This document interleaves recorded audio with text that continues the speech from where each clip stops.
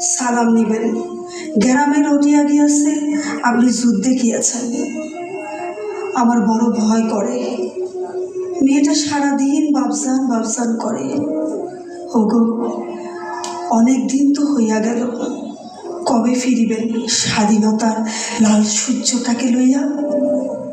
মনটা অধীর আগ্রহে অপেক্ষা করিতেছে সেই দিনটির জন্য, যেদিন আপনি জয় বাংলা স্লোগান দিয়া বিজয়ের বেশে বাড়ির আঙিনায় আসিয়া দাঁড়াইবেন।